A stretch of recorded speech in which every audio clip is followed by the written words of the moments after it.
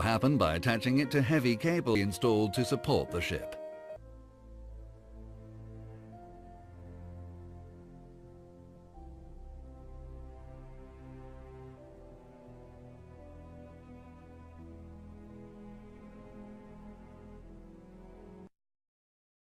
So that it could be made into an artificial reef about 2 years ago, and it's been under preparation since then.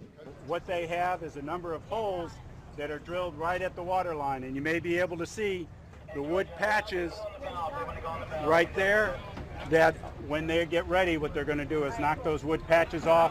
That'll allow the water to come in, and it should go down quite quickly.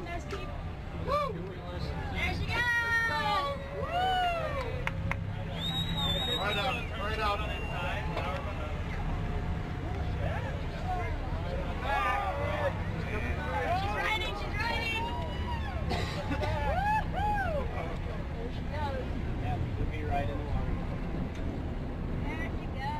Miami-Dade County's reef system, while in relatively good condition,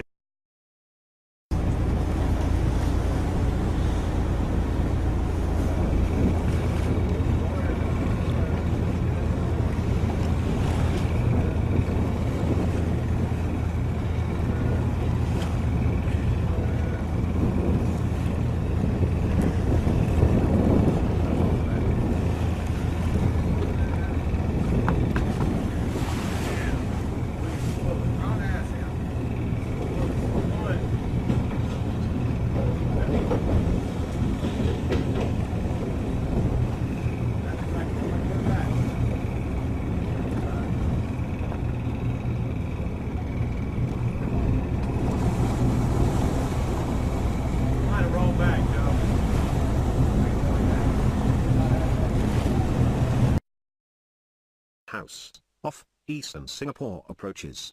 Another vessel XYZ Discovery was westbound towards the separation scheme on course 224, speed 18 knots. From 0745 hours, heavy A, BC, this replies, we are going to north. After a minute again, XYZ calls.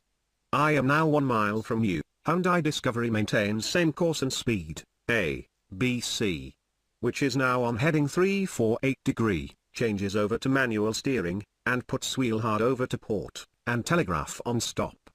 After half a minute, both vessels collide. The stem of A, BC, hits number 2, wing tank, port side of XYZ. Both vessels sustain severe damages. There was no human casualty, or pollution. The larger vessel tried to stop, but it was too late. Shocked by the collision, the crews of both ships feared that the battered Margaret Jane might sink. We didn't feel that much, but when I see steam come out of the engine room, I knew then that we had a very serious problem. Sure enough, in only 2 minutes, half of the smaller ship is submerged. Most of the Margaret Jane's 18 fishermen scramble for life preservers and leap into the freezing ocean. Some aren't as fortunate. As the ship is swallowed by the ocean, it creates a whirlpool that pulls several of the helpless men under.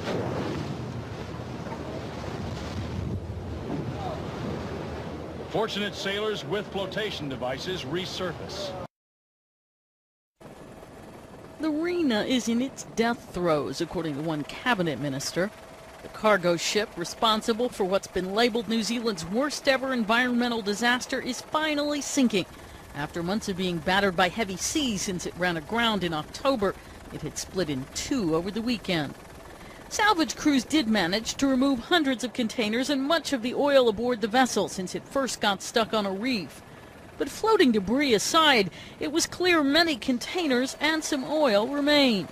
Maritime New Zealand said at least one boom has been put into place to try and keep any leaking oil from further fouling key beaches, and a wildlife response center is up and running once again to care for birds that may need rescuing. Volunteers will be out Wednesday looking for birds in trouble, and authorities are contacting people willing to help clean the shoreline as well. As for the ship itself, the bow, piled high with containers, was still afloat, but listing badly. The stern went under first, with the bridge entirely submerged. The water around the wreck was dotted with brightly colored buoys, marking containers so they could be more easily recovered later. The transport minister was insisting the wreck will have to be removed completely, but despite bracing for the worst, in the short term, one official was acknowledging authorities don't know exactly what will happen next. Karen Sloan, The Associated Press.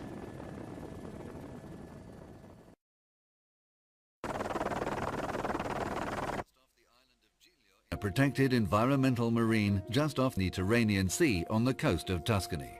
A complete analysis the 44,600 tons of the Concordia make this the largest and most complex recovery ever attempted. The first operation will be to prevent the ship from sliding